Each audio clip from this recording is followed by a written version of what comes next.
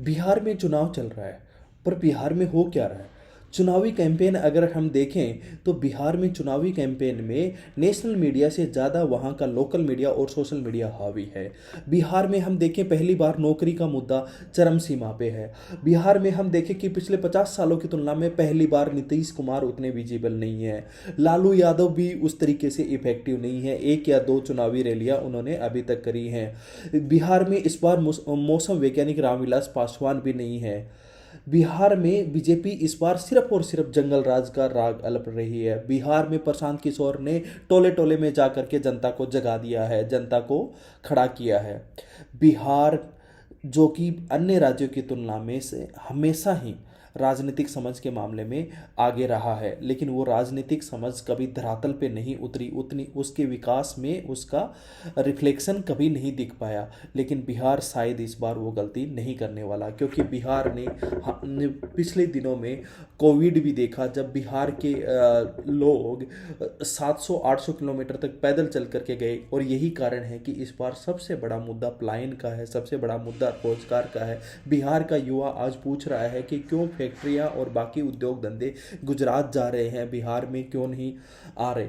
बिहार में इस बार जिस तरीके के मुद्दों की बात हो रही है और जिस तरीके के विजुअल्स हमें ग्राउंड से मिल रहे हैं कि वहाँ के विधायक से पूछा जा रहा है कि ये सड़क क्यों नहीं बनी, तो जिस तरीके की जागरूकता बिहार में आ रही है। और आज 5 नवंबर 2025 को राहुल गांधी ने जिस तरीके से हरियाणा के वोट चोरी का मुद्दा उछाला है, उससे भी, और पिछले दिल्ली विधानसभा चुनाव में भी हमने देखा कि आम आदमी पार्टी ने भी वोट चोरी के सबूत दिए थे।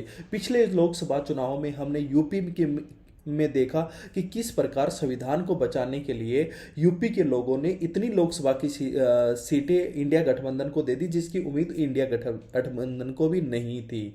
तो कहीं ना कहीं हमें लग रहा है कि बिहार में इस बार ध्रुवीकरण होने जा रहा है। जी हाँ, हम ध्रुवीकरण की बात कर रहे हैं, और लेकिन ये ध्रुवीकरण किसी जाति या धर्म पे नहीं होने जा रहा है। बिहार फिलहाल भारत को एक नया रास्ता दिखाने जा रहा है। बिहार ये बताने जा रहा है कि बिहार इस बार अपने असली मुद्दों पे वोट करेगा, और ये शायद असली मुद्दों पे वोट करेगा तो यही कारण हो सकता है कि एक बार फिर से इंडिया गठबंधन को सीएम पद मिल सकता है। और राजद, कांग्रेस और लेफ्ट पार्टियां भी ये अच्छे से जानती हैं कि इस बार अगर बिहार में उन्होंने वापसी नहीं करी तो उसके लिए अगली बार रास्ता और भी मुश्किल हो जाएगा। स्पेशली तेजस्वी यादव तो ये सबसे अच्छे से जानते हैं, क्योंकि वो जानते हैं कि जिस प्रकार उनको इस बार सीएम कैंडिडेट घोषित करने के लिए जिस तरीके से की जहदोजहद करी गई है, वो शायद दोबारा नहीं हो पाए। और अगर वो हार गए तो उन पे एक हार का तमगा लग जाएगा, तो आगे चल करके राहें और ज़्यादा कठिन हो जाएंगी।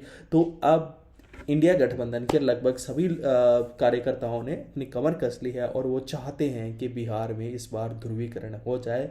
बिहार का चुनाव इस बार महागठबंधन के लिए डू एंड डाई का चुनाव है, लेकिन इस डू एंड डाई के बीच में प्रशांत किशोर, जो कि बिहार चुनाव के एक्स फैक्टर हैं, उनको नहीं बोला जाना चाहिए, क्योंकि जनता को उन्होंने ही जागरूक किया है।